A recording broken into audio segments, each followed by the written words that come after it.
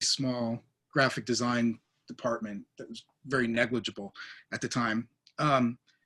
So you had to like go out of your way to get an internship, which back then was unpaid. You didn't get paid for an internship. So I just took my portfolio and I started walking around Baltimore before classes started. And second or third door I knocked on, they invited me in. It was this place called David Ashton and Company Limited. And I showed my portfolio and I had a couple of my baseball drawings in there and some things I did for old Cooperstown Ball Cap Company up in Cooperstown. I did a catalog for them back in the 80s. And so I had a couple of baseball oriented things. And it just so happens that they had got the contract to do Oriole Park at Camden Yards like 2 days before I walked in the door. And it was a very small shop. It was the owner and another designer, and nobody liked baseball. In fact, they didn't really know anything about it. And so I got hired as an unpaid internship to come in once a week. Well, I don't know, like maybe a month into it, I was showing up every day. And by Christmas, I was an art director and getting paid full salary. And I was still in school and I was working on Oriole Park at Camden Yards. So I had no clue that I could actually combine both of those things. It just happened. I just literally walked in the right place at the right time. So Gary, are you a Mets fan or a Reds fan? Because now you live closer to Cincinnati. Yeah, I can hear when there's actually a baseball game, I can hear it from my porch. I do follow the Reds. I still follow the Mets, but it's because the teams change, the players change so much. I just feel like I'm rooting for a hat at that point. Because I live in Cincinnati, I do root for the Reds and follow them probably pretty close. And my wife is a huge baseball fan, and she grew up an Angels fan. So because we live on the East Coast, Eastern time, usually by the time they go to bed, we're watching an Angels game on TV. So I probably watch more Angels games than I do any other team. So, but usually any place I live, I follow the team, where I live at the time. I mean, we can relate because a lot of us were Milwaukee Braves fans years ago, and things change. Yeah. Did you transfer do you still follow the Atlanta Braves, or do you follow the Brewers? Does anybody know anybody who became an Atlanta Braves fan? I don't think so. It's just like the Brooklyn Dodgers. Nobody became an LA Dodgers fan, really. Yeah. I think the only people that are Braves fans in Wisconsin are the people that grew up on TBS because it was on during the day. Yeah, exactly. Yeah, it's interesting. When I lived in Chicago, I had season tickets to the White Sox, and there was these guys that sat behind me, and they were probably about 20 years older than I was, and so they had grown up in the 50s. And over the course of the season, I wound up becoming friends with them. We're talking about football, and it turns out that they're Cardinals fans. And I'm like, what the heck are you? Why are you guys Cardinals fans? And they're like, well, they used to play in Chicago, and we just followed the team, wherever they go after that. I think they were in Arizona or something. And that's the only time I ever heard of fans transporting the team to another city. I just thought that was weird that they were telling me that all their friends that were Cardinals fans in the 50s still follow the Cardinals. They don't follow the Bears. Actually, a lot of those, I know a lot of people from Chicago who are Packers fans because they hated George Halas so much for driving the Cardinals out of Chicago that they became Packers fans. Wow. And actually, just south of Wrigley, I don't know if you remember in Chicago, maybe it wasn't there. There's a place called Will's Northwoods Inn near the Belmont train stop near Wrigley, about 15-mile walk from Wrigley. And it's a Packers, Cubs, Badgers bar. So this strange, which is perfect for me because I'm a Packers Cubs fan. So kind of weird, but yeah, a lot of people didn't like the Bears because George Halas drove the Cardinals out of town. So. Bob, didn't you follow the Braves for a while after they left? A short time, yeah, believe it or not. I was pretty upset about the fact that they left, but I figured, I still admired these players. Eddie Matthews was still there, Aaron, and Spahn was long gone, but they had players that interested me. And I'd say about a year that lasted. And after that, it just felt like they were strangers. So pretty much gave up on baseball for about 20 years. Wow. Wow. I do tend to hold a grudge, so. That's why we call you Sir. When I was growing up, like I said, my grandfather was a Brooklyn Dodger guy. So when I was a little kid, he never referred to the Dodgers as the Los Angeles Dodgers. He always still called them the Brooklyn Dodgers. So when I'm like 5 years old, you know, I'm getting taken to see the Mets, who were terrible back then. And my grandfather's telling me about calling this team the Brooklyn Dodgers. And I'm thinking, why don't we just go over to Brooklyn to see the Dodgers? It took me a little while to realize that my grandfather was a little nuts. And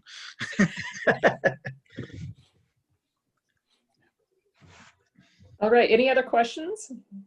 I got a question, and thanks for allowing me to come. I used to live in Chicago, and Milwaukee Braves were definitely a team, and it's taken me a long time to realize that they had moved, even because I had lived out of the country for a while. But I was really amazed, Gary, with your portfolio and what you do. I just downloaded your book on Kindle, on my phone actually, but what kind of, and I apologize, what baseball art are you doing now? I know there's John Yim here, and I'm in Washington, D.C., who's doing it, and there's some women who were featured at the recent SABR Women's Conference who are artists. So I was just curious and really interested in what you're doing now. All kinds of stuff. I kind of, as Murray was showing, I do this booklet series every month, Right. which is kind of an extension of where I left my book off. I do a lot of posters. I do a lot of apparel work for a company called Team Brown, and then Ebbetsfield Flannels. Like I do most of their minor league team shirts or their Negro League shirts. Same thing with Team Brown. I just did a big line of All-American Girls Baseball League shirts, which is pretty cool because the Hall of Fame actually picked up the whole line and is selling them now. The Hall of Fame is like notoriously hard to get into to sell anything. It's very like political and stuff, and so it's the first thing that I had that was sold at the Hall of Fame. So that's pretty cool, and they're pretty excited about that. I'm trying to think what else I do. I do a lot of commissions. Some former players will get in touch with me. A lot of relatives of players. I just did a big portrait of Jim Bunning, and it turns out his widow actually lives down the street from me here in Kentucky. So she invited me over for tea and stuff. So that was pretty cool. Wow. I just do an awful lot of stuff. Pretty much anything I'm asked to do. I also do a lot of writing too for auction houses. I just finished the catalog for this big Cal Ripken collection that's going to be up for auction in the next month or so. And you said you're colorblind. How do you, I mean, and you do your colors brighter, but do you think you see things differently? I mean, that's been an advantage in any way in like your black white stuff? Yeah, sometimes. It's hard for me to tell because, like I said, being colorblind, I don't know. But from what I had people tell me, like sometimes my skies that I do, and even when I was a painter, everybody always said my skies were very, very unique because I don't really see blues and things like that, or trees. I can't see greens and browns. So I kind of just guess at it. So sometimes I'll get it wrong, especially before computers.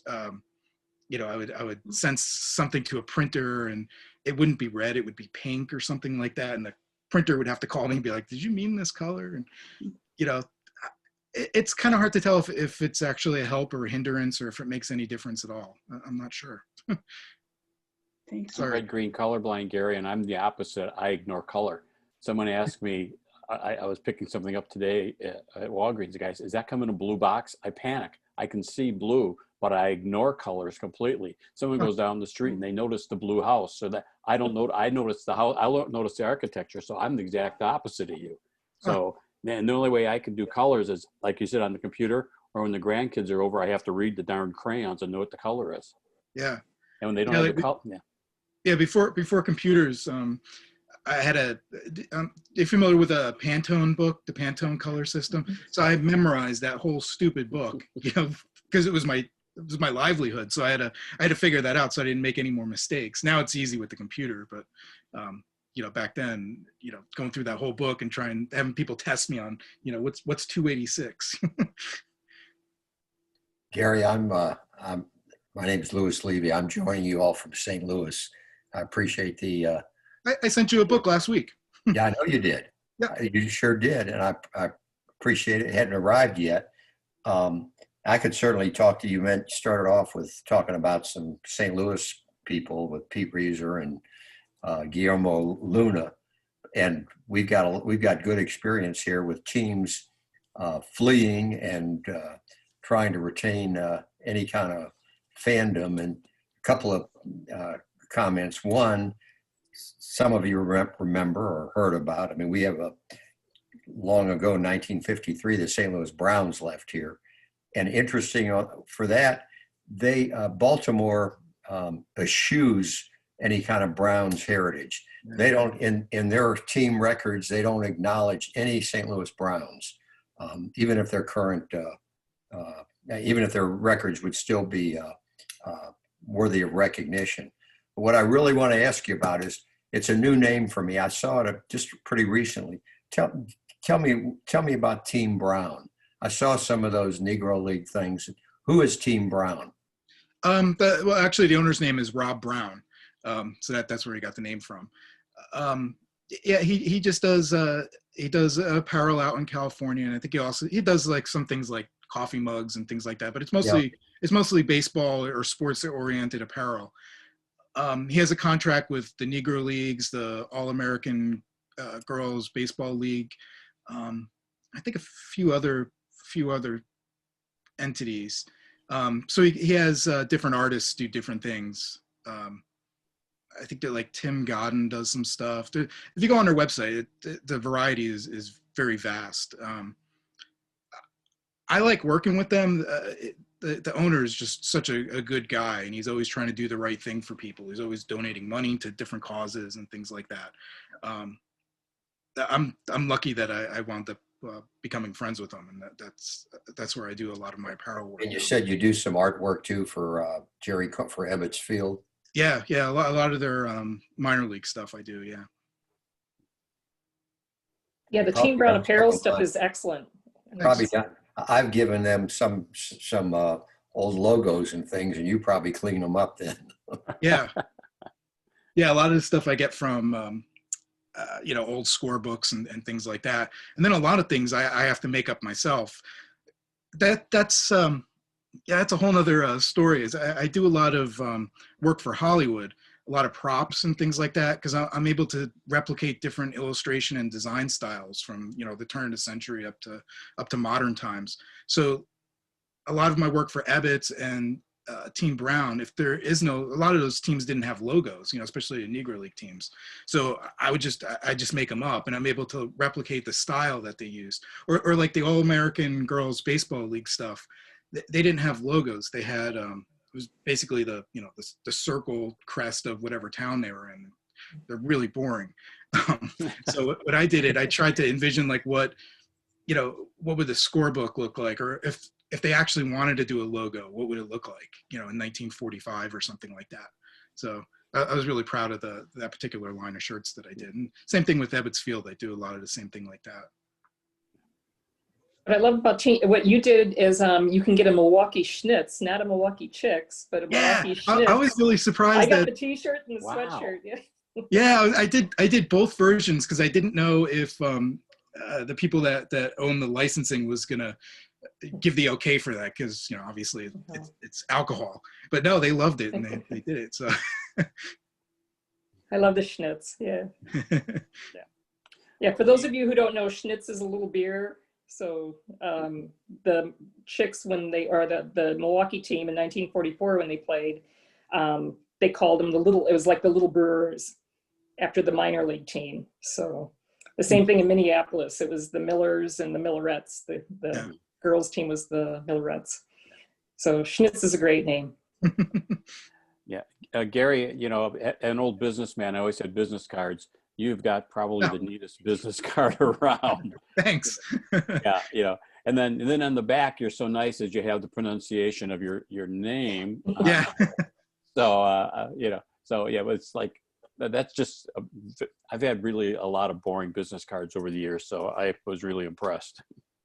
Yeah, I always try, you know, as a graphic designer, I always try to have push my clients into making a statement when they hand a business card around. Now people don't use them as much as they did 10 years ago because of the internet and all that. But I still get everybody to have an interesting business card, because if it's nice looking or it has some type of hook to it, automatically you got something to talk about with the client or a prospective client. You do all the artwork yourself? Yes. Yes, Meredith. Well, I was just going to say your website is great. You know, so people may not be seeing your business card, but the website itself is a really strong. It's really strong. It's really great. Thank you. Yeah. It's not very helpful, but it really gives a feeling of who you are and what you do, and it's Thanks. unique and it's inviting. So. As an artist, the worst thing in the world is trying to design something for yourself. I mean, when I did that website, because it's like, I'd rather just do it for somebody else, because I could kind of see what a client wants or something like that. I'm the worst client in the world, to have, because I change my mind every 5 minutes, and nothing's ever good enough. So when I was designing my website, that was really tough. I had to finally get to a point where say, that's it, stop right there. This is what it's going to look like. So. But thank you. Thanks for the compliment on that. Hey, Mary, I was curious, what made your book club decide to review this book or find this book? Well, I've been kind of a fangirl of Gary's for years, and Bob was talking about Eddie Klepp, and I was like, well, you should check out this book. So Bob Bobbuege and Gary Cieradkowski are very similar in that they might have an interest in the more obscure stories or just the attention to detail, so I think Bob actually suggested it. Thanks, Bob. Gary's book. I think I did, actually, yeah. Mm-hmm. You did. But no one argued with you, Bob. I'm gonna blame you. Yeah. But yeah, just it's not like I'm trying to sell this stuff, but it's just the attention to detail. I mean, it's a joy to get this in the mail, because it's just the little drawings. I mean, just absolute attention to detail. And then it comes sheathed in this little folder with cards on it. It's just beautifully packaged. Everything is amazing. Thank you. Mary is the one that introduced that book to me at a local SABR meeting. I had never heard of the book. And I took her word for it, ordered it immediately. And she was exactly right. It's a terrific book. Yeah, you mentioned Eddie Klepp. I have a little tiny thing on him in the book, but I was just I hadn't looked through my book in a while, so I was just doing it before I logged on. And the first thing I looked at was the Eddie Klepp drawing, and I was remembering when I did that, I wanted to show him when he was getting pushed off of when he was being escorted off the baseball field in 1946.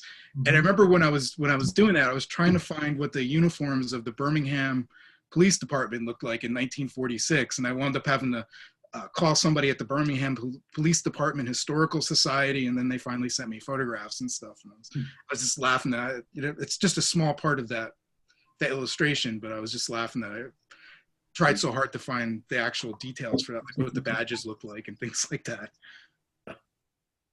Did you talk about how that ballad was written? The ballad of Eddie Klepp? Did you get into that? No, I didn't. I never heard that before. I never heard the song. Chuck Brodsky's song? Yeah, I did later. I think I heard it a couple of years ago, but when I was writing that, no, I had never heard it before. Chuck Brodsky attended the SABR convention in Milwaukee in 2001 and sang that along with about, I don't know, at least a dozen other baseball songs. We did that in Pierre Marquette Park, right along the river. And it was very nice. He's an interesting guy. How did he find out about Eddie Klepp? I'm sure, because I think that song's from the 70s, isn't it? No, it's later, I think. Is it later? Yeah. I mean, he still must have been a very obscure person back then. Oh, yeah. Well, he still is, of course, but despite Yeah. your best efforts, there are still some people that don't know Eddie Klepp. Yeah. But fascinating story behind him.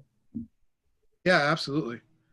And I just think it's interesting that while Jackie Robinson was getting steered off the field in spring training in '46, so was Eddie Klepp, but just in the opposite way. Any other questions for Gary? I'm sorry, go on, Bob. Well, I have a story about Memo Luna, if you have some time. It's a little long. Yeah, that's I okay. would love it. But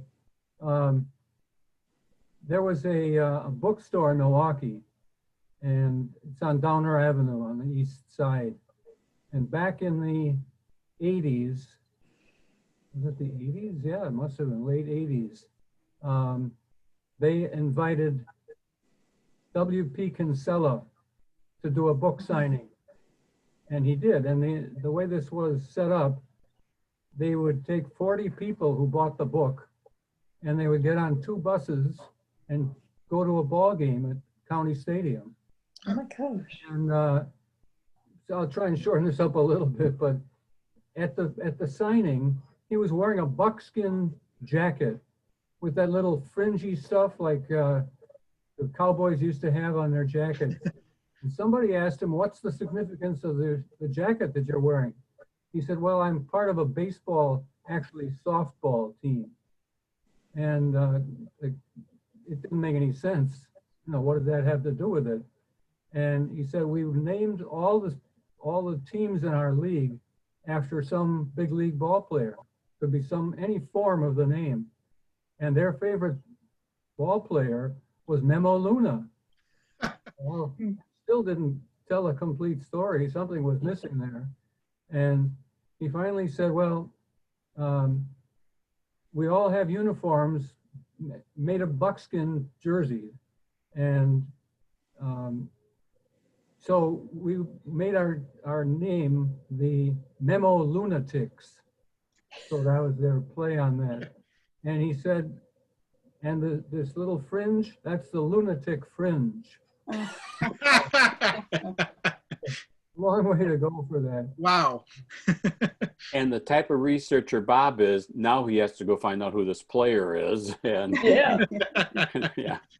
I think he only pitched in 3 games, and I think his first start, he gave up something like 11 runs or a tremendous amount in the first inning. He had a little trouble, yeah. Yeah, he blew his arm out pitching in Mexico right before the season started, right before he went to spring training with St. Louis. Yeah. And he never recovered. Yeah. Well, Kinsella, are you familiar with his short stories at all? Is anybody, he wrote Shoeless Joe, of course, and that's what he's best known for. But he wrote a number of books of short stories, some about Indian reservations in British Columbia, where he lived for a while, and some about more traditional baseball themes. And he wrote a story called How I Got My Nickname. If you've never read any of Kinsella, I strongly recommend that short story. It appears in a book called The Thrill of the Grass. And he has a story in there by the same title. But How I Got My Nickname, I think, is one of the cleverest stories I've ever read about anything. And he wrote this about specifically the Bobby Thompson home run game, shot heard around the world. And he makes a fantasy out of it. And he's this kid, and he gets involved in playing for the team and so forth. It's very good. I tell everybody I meet to read that story. How I Got My Nickname. Thanks. Thanks for the tip. I think you forwarded me that story one time, Bob. I think I did. Yep. If I didn't, I should have. No, I think you did. I have to go find it. I'll give you just one example of what's in the story. Leo DeRocher is arguing with one of the ball players about whether or not Mill on the Floss was an allegory. Well, everything you know about baseball players, they've always been kind of the uneducated group. many of them from rural areas in the South, and been made humorous in various movies and so forth. Dizzy Dean, kind of the typical player from that era. But anyway, there's no way I can possibly describe it. All I can say is read it. He did make one factual error in that story.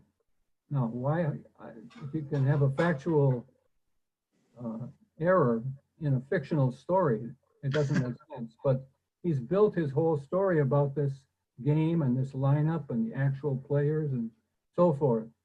And he made an error. And I sent him a little note. Didn't know if he'd ever get it. And he did, and he responded. He was very nice. I still have this note. That's one of my treasured baseball possessions. And I don't have many, but anyway. W.P. Kinsella, the late W.P. Kinsella. Thanks. Thank you. Yeah, I'll look up that story. I think it's terrific. Yeah, I definitely will. Well, we're done with the reading a book, so we have to look for a new book. So we'll be looking for suggestions. Gary, have you got a suggestion for a book? Yeah, I Mary was just held going it to up ask him the before. same thing. Yeah, if you haven't read Scott Simkis's book, Outsider Baseball, it's so much fun. It's such a fun book. It's one of my favorites. I've read it a couple of times, and of course I know all the stuff that's in it, and but it's still his writing. If you like my writing style, his is very similar. He's a lot more funny than I am, but he just has a great way of writing. I love his stuff. He used to have he and Gary Ashwell used to have it was kind of like a PDF mail thing that they would do every week.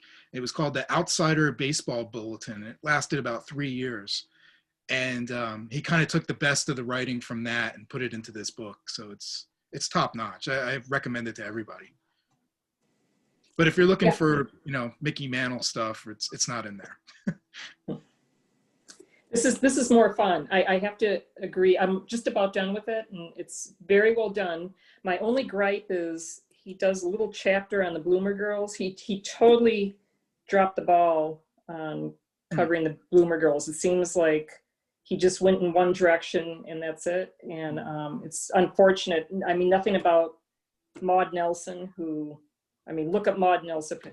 Maud Nelson if you want. Just an incredible character. Some people think she should be in the Hall of Fame because she owned teams, she played, she scouted, she pitched, played third base. I mean, it was just incredible. And he just kind of just described the novelty aspect of Bloomer Girls, which of course did exist. It's like he didn't get the idea that there were women who could really play, and so the whole idea, should women be playing in a league of their own, or delve into should there be women's baseball or women in baseball, organized men's baseball, and so it's kind of like he's just comparing them to the men. So I think he just dropped the ball, and that's just my disclaimer personally. So, but otherwise, it's an excellent book. It reminded me of Maud. She's in one of my to-do files. I might have to move her forward. I've been looking forward to you covering Maud. Yeah, I think I suggested her somewhere along the line. Yeah. I'll definitely have to move her forward in the file. All right. Gary, who else is in your to-do file? Boy, I got this real. I love history, and I especially love Chinese history from the turn of the century up until World War II. And you never get to mix that with baseball at all. But my sister-in-law lives in Oklahoma City. So every once in a while, I'll look into an Oklahoma story to do for her. And I came across this prison team like in 1923, and they were playing baseball, and they were so good, the warden would let them out to do away games in these little towns. Well, two of their star players just walked away one day after the team went one way, and two players just walked the other way, and they disappeared. And I was like, man, that's a great story. So it kind of made me try to find out what happened to him. Well, one guy actually wound up playing in the minor leagues, and they arrested him out in Arizona He was playing in the Outlaw Copper League at the time, and they arrested him on the field and took him away. So I was like, oh, that's great. I'm gonna put that in my file. And but what happened to the other guy? Well, he kind of just disappears. Well, at the same time, I'm really interested in 1920s and 30s Chinese history. And there was this American expatriate guy that lived in Shanghai, and his name was Lucky Jack Riley. And he was kind of, he imported slot machines to Shanghai, and he was kind of in the rackets and stuff like that. It was a gangster, I guess you would call him. Not very violent, but he was into all the different things. He also was like a really good baseball player. Well, it turns out like in 1941, he gets arrested, and he's the escaped convict from Oklahoma in the 1920s. So it's like I had these two interests, and they kind of just came together in the end. I was it's one of those things that just kind of blow your mind. So I think that's going to be a story I'm going to do coming up pretty soon. Bill Nolan. I went and I found access to all these Chinese newspapers from the 1940s, or 1940 and 41. So I'm going to recreate the 1940 Shanghai Baseball League to see how that turns out. So no, I'm sure nobody's going to be interested in that, but I am. Bill Nolan had to jump off. He just said, I've loved your art for years, Gary. Oh. Nice to learn more about you. Good discussion, everyone. I have to run, but good to see everyone. Nolan's written 700 plus SABR bios, so he's one of our big editors on the SABR project. So, yeah, so that's good. Is that the real number? Yeah, he's over 700. So, Gary mentioned that he asked if we could send your addresses to him. If anyone does not want your mailing address given to Gary, let me know. He is going to send us something. So hopefully it's not a bill. No, I just want to say thanks for everybody taking the time to not only read my book, but show up and talk about it. It's a lot of fun. Thank you for doing it. Oh, And to anyone who, Dennis has emails, but if you're just dropping in on the meeting, maybe one or two of you, I put my email address on the chat, so you can send me your address if you'd like to. Are you looking for a street address? Sorry for. Yeah, if I mail you for something, snail mail. or post office box, whatever. Yeah. Okay. If you're out on the SABRL, I can get your on the SABR site. I can get your all the Meredith. I'm not sure your last name, but I might be able to. I'll just look for Meredith, so I'll find it off your email address. I'll put it in the chat if that's Okay. okay by you. That's good. Thank you. Excellent. So we're approaching 8 o'clock. Is there anything someone wants to talk about? Usually we just talk about baseball. Gary, I don't want to take all your time, or I mean, just thank you so much. I never get to talk to anybody, so I'm sure my wife is happy right now because I'm not talking to her. So. Yeah, Giving I know. her My husband, I think, is the same way. Oh my gosh. Yeah, no, it's. I'm sorry. Go on. Dennis, I guess I'll just go back and ask again. If we're on the SABR directory, you have our address? Yeah, it should be out there. Yeah, okay. So the mailing address you can get off the directory. Right. Okay. Just wanted to be sure. Well, I just wanted to say I was sorry how the Brewers came out. I was rooting for them. You know, it's such a weird season, and so a playoff system that allows 4 teams from the weakest division in baseball. No, you know, and I'm a Cubs fan, but I didn't see any team from the National League Central going anywhere in the playoffs. But, you know, to me, it was like an exhibition. It was just fun to, you know, have fun with it. Yeah, it's too bad. Who do we root for now? Who are people rooting for? I'm kind of hoping for a the Dodgers. Astros? I'm kind of hoping for a Dodgers-Yankees World Series, actually, or Dodgers-Astros, where they can get some payback a little bit. Yeah, anybody but the Absolutely. Astros. I'm cheering against them for sure, but it would be apropos for the Dodgers to beat them, though. You know. Yeah. So I was kind of hoping just the Marlins would be a good story in an off year. yeah. When everything else was weird about 2020, so that would have been interesting. I don't feel bad that they're gone. I just thought it'd been an interesting story. you know, the Yankees Dodgers would be good for the ratings, but I always root every year for like a Milwaukee, you know, get to a San Diego World Series, get some of these teams that nobody knows, and that just screws up the ratings. Just yeah. Left after today or this afternoon and tonight, do you know? Who was it? Houston clinched today. Who else clinched? Or the Atlanta? Braves. Braves did. Braves. Yeah. Yeah. Yeah. I was pulling for Oakland otherwise. So yeah. I was too. Me too. What about, you know, a lot of ball players, you're looking at Yelly, a lot of ball players really struggled this year. Do you think, you know, and one of the things that I saw doing some reading, I saw that one of the things that they couldn't do this year is sneak into the clubhouse and look at film of their at-bats. And I wonder how much of that has affected some of these guys not being able to do that. Any thoughts on that? Yeah, Javier Baez really complained about it, and when you think about it, you can tell he's a guess hitter. I mean, you can tell he's gearing up for a pitch way before it's pitched. I mean, it's like, so maybe he picks up things from the pitcher. I don't know, but maybe he's making an excuse. But it might have really affected him, especially if you're a guest hitter. About that too. Scherzer, I think, was talking about that he couldn't look at films, you know, to see he was pitching against. It was no scouts, no films. It was tough. Why couldn't they look at films? I mean, especially with the internet and stuff, couldn't they just send them to them? They can look at them after the game, but just not during the game. Yeah. Right. Oh, I see what you're saying. Yeah.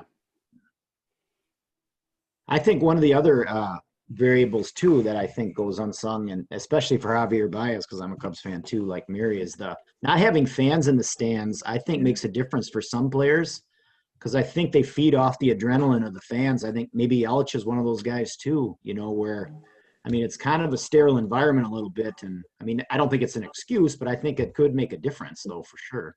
Yeah. Yeah, Yelich. Oh, I'm sorry. I agree with that, because my wife is a university professor and she feeds off her class. So it's kind of tough with her doing the Zoom teaching nowadays. So I could tell how a ball player can, you know, especially if you're in New York or Los Angeles or something like that, and just hear the roar of the crowd, or Chicago or something, you know, whether they're for or against you, it's just something that gets you all pumped up. But, you know, in this cavernous, empty place, that's got to be a strange experience. Mm-hmm.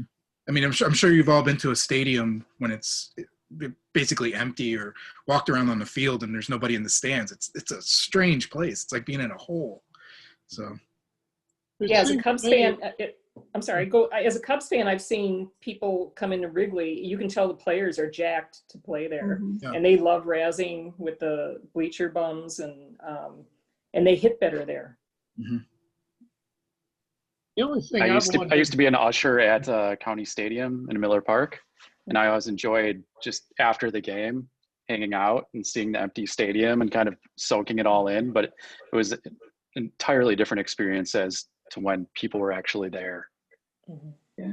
The only thing that makes me wonder about it, I mean, I realize that there are reasons that an athlete would get fired up.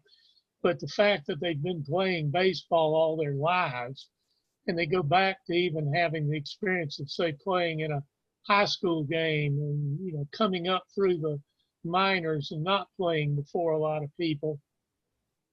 That's the one thing I've wondered about, is why would they have difficulty adjusting back? Because that's the thing they've done all their lives. Mm-hmm. And it'd be like a professional golfer saying, well, I'm going to go out and play, but I probably won't play well because I don't have a gallery. And I don't think that would happen. I think, you know, if you go out with a professional golfer, he's going to shoot a good score. And that's the only thing I wonder about that crowd factor. Well, you have to remember they only had 60 games to adjust to it too. You know, if it's a full season, maybe they do make the adjustments as time goes on. I don't know. A lot more distractions. Let's hope that they don't have a full season of it next year. Who knows where we'll be, you know, next year. Right. Are they going to have fans at the World Series? Have they finally decided that? Yeah, I did hear they are going to have. They're going to have like Oh, that's it. 11,000. 10 or 11,000. I heard that too. Yeah. I wonder how they're going to choose. Yeah. Can you afford the ticket? Yeah. Right. Yeah, I guess so. Well, with the pandemic so bad in Wisconsin, for those of you away from Wisconsin, the Packers are not going to have anybody in the ballpark this coming Sunday.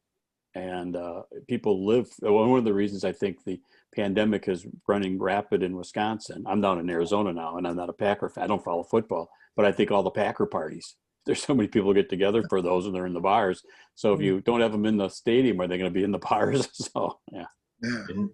You're right. The hot spot is up by Green Bay and Fox River Valley. So you might have a point. Yeah. I saw something that said that the first fans to watch games in the new Rangers stadium will be not watching a Ranger games. True. Oh, right. Oh, right.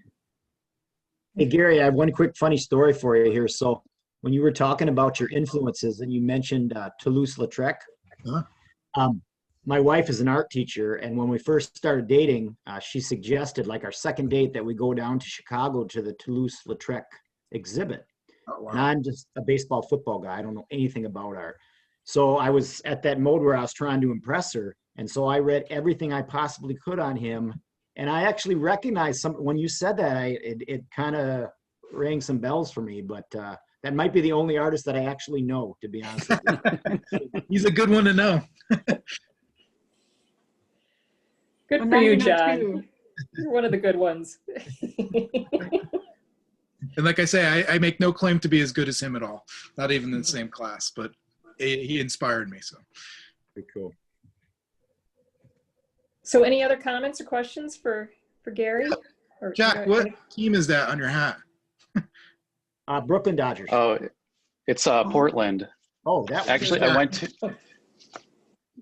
went to a shop in Portland a couple of years ago called it was the Baseball Project, or no, Baseballism. That's what it was. Oh, yeah. And they have a couple shops around the country, I think, but their Portland shop was all related to Portland baseball and trying to get a team back there. So this one is one of the hats that they did that could be the team for Portland if they get an expansion team. Interesting.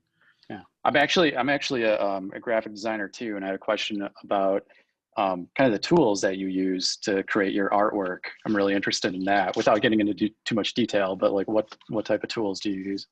I started before computers, so I like everything I do to be touched by my hands before I bring it into the computer. So for my baseball drawings, because I hand draw in pencil the figure and the backgrounds, and then I ink it in black ink.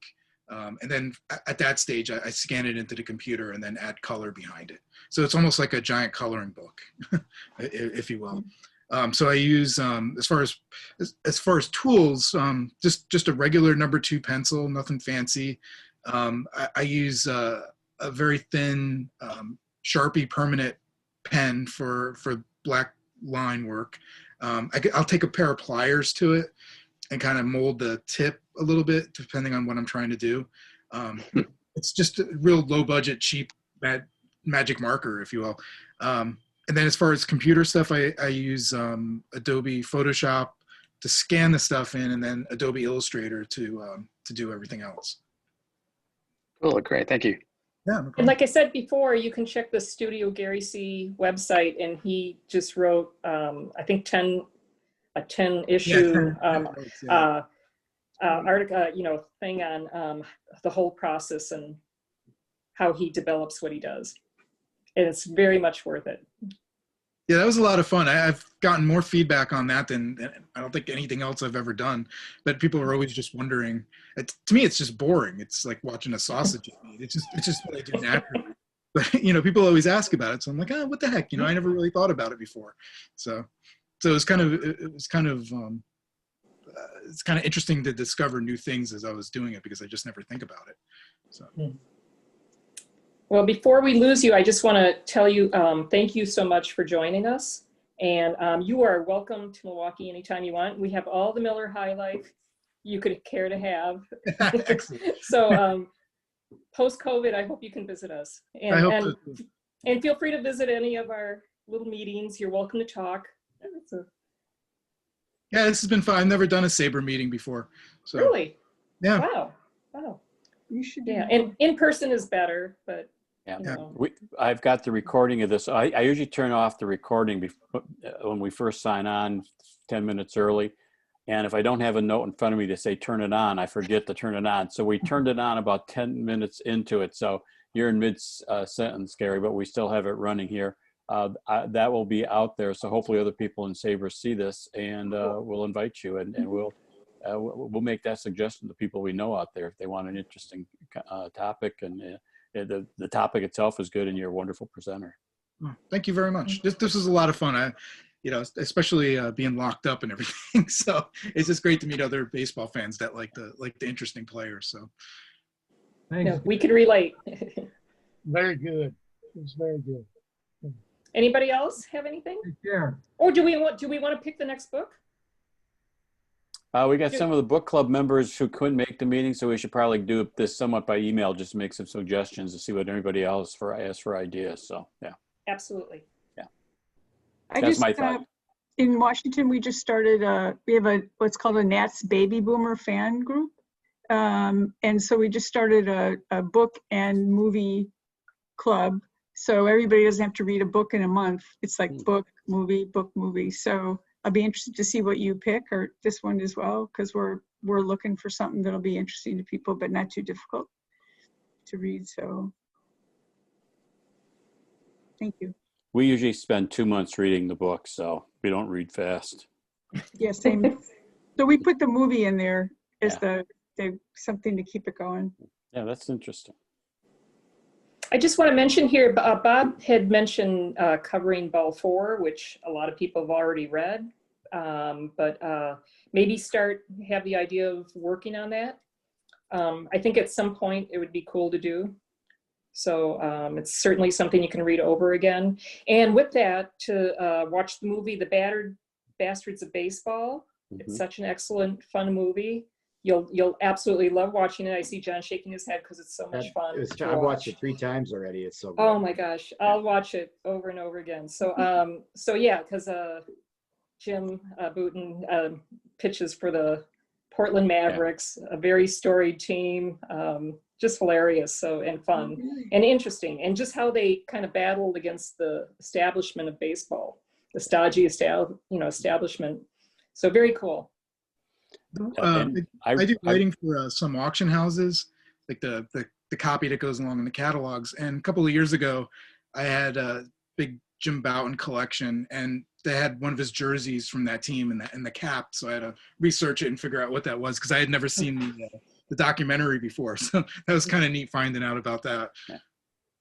Yeah. Ball 4 is a good suggestion. I reread that last year, and it's amazing how easy that was to read. And it maybe because I'm older and the world has changed a little, it wasn't quite as shocking this time around, but it was a fun read.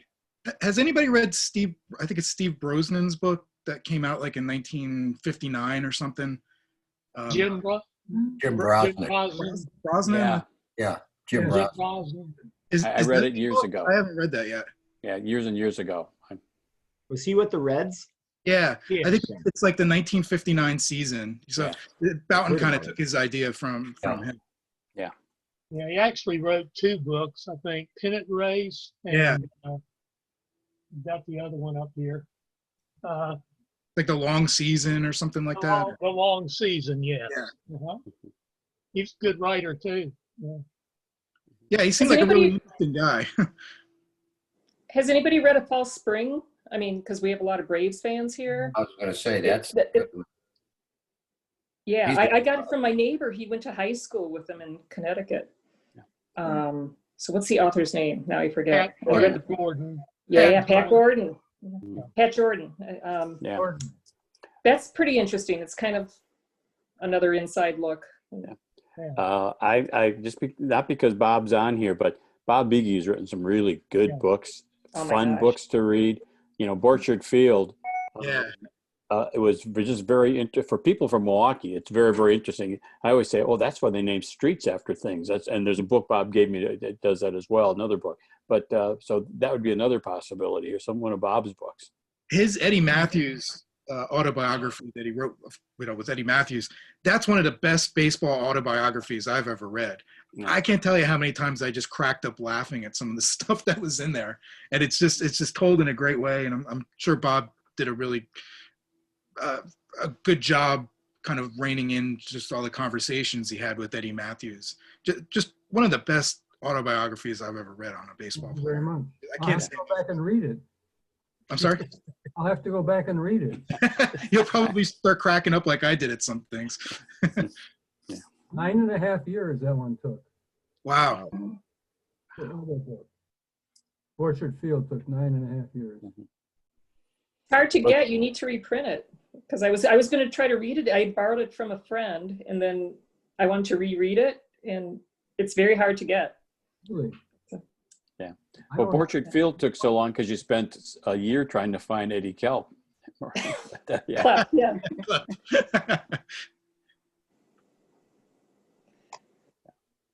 Okay, so Okay. is everybody ready to move on with their lives? Good night, everybody. Mary, nice job. Yes. Thank Thank you you. very much. Thanks, Dennis, Mary. thank you for your help. Oh, Thank you. I didn't know what I was doing.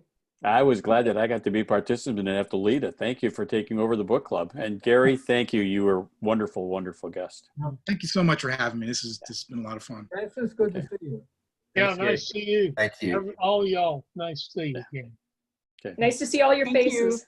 Thanks Yeah, very take much. care. Thank you, Night. Mary, for You sending it. too. I got your address, so we'll, Okay. Yeah. Take Bye. care. Be safe. Bye. bye Thank now. you. Bye. Thanks, Mary. Thanks, Jess. Yeah. Thanks for coming on, Meredith. You're welcome. I'm glad I saw it on the calendar. Yeah, I'm glad you joined in. Yeah, join us anytime. I might do that. So thanks. Yeah, and maybe I'll see you in the women's baseball stuff.